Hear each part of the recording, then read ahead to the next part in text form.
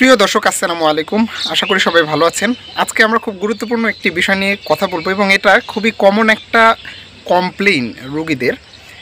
সেটা হচ্ছে আমি খাইতে পারি না, অর্থাৎ ক্ষুধামন্দা। ইংরেজিতে এটাকে বলা হয় লস অফ অ্যাপেটাইট, আর মেডিকেলের ভাষায় আমরা এটাকে বলি অ্যানোরেক্সিয়া। তো প্রিয় দর্শক, এই অ্যানোরেক্সিয়ার বিভিন্ন ধরনের কারণ রয়েছে।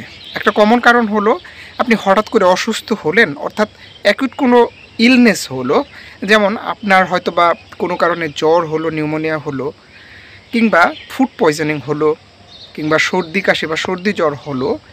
এগুলো হচ্ছে কমন কারণ আপনার খাইতে না পারার বা ক্ষুধামন্দার। আর দীর্ঘদিনের যে ক্ষুধামন্দাগুলো, সেগুলোর নানা কারণ রয়েছে। প্রথমত, আপনার যদি কিডনির সমস্যা হয়, যেমন ক্রনিক কিডনি ডিজিজ। আবার কারো যদি লিভারের সমস্যা থাকে দীর্ঘদিনের, তারও কিন্তু এই অ্যানোরেক্সিয়া থাকতে পারে।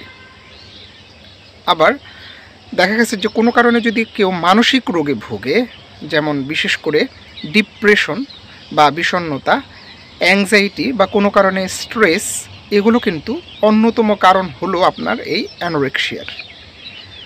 এছাড়া বিভিন্ন সিস্টেমিক ইলনেস, যেমন যক্ষা রোগ কিংবা বিভিন্ন রোগ যেগুলো দীর্ঘদিন থাকে, সেগুলোর কারণেও কিন্তু অ্যানোরেক্সিয়া হতে পারে।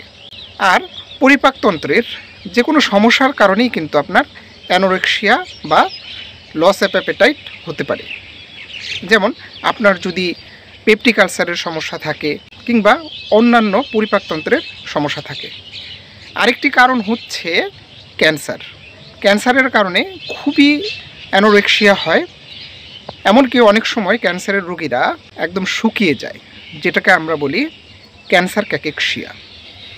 তো প্রিয় দর্শক, এগুলোই মূলত হচ্ছে এই অ্যানোরেক্সিয়ার কারণ। এছাড়াও আরও বিভিন্ন কারণ রয়েছে।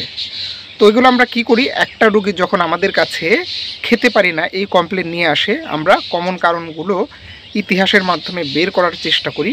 অন্যান্য কারণগুলোরও আমরা ইতিহাস নিই যে সেগুলোর কোনো লক্ষণ তার মধ্যে রয়েছে কিনা।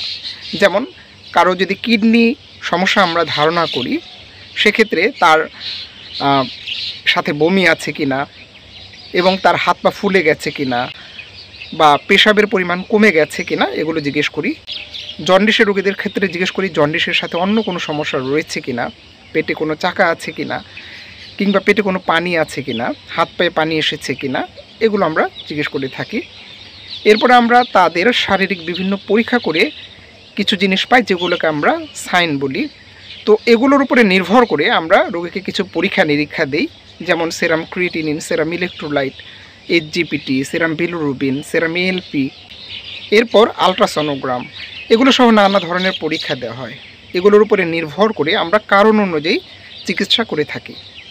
তো প্রিয় দর্শক, এই ছিল অ্যানোরেক্সিয়া বা লস অফ অ্যাপেটাইট বা ক্ষুধামন্দা সম্পর্কে আমাদের আজকের কথাবার্তা। এরপর আপনাদের যদি কোনো প্রশ্ন থাকে আপনারা কমেন্টে জানাতে পারেন। সবাই ভালো থাকবেন, সুস্থ থাকবেন। আল্লাহ হাফিজ।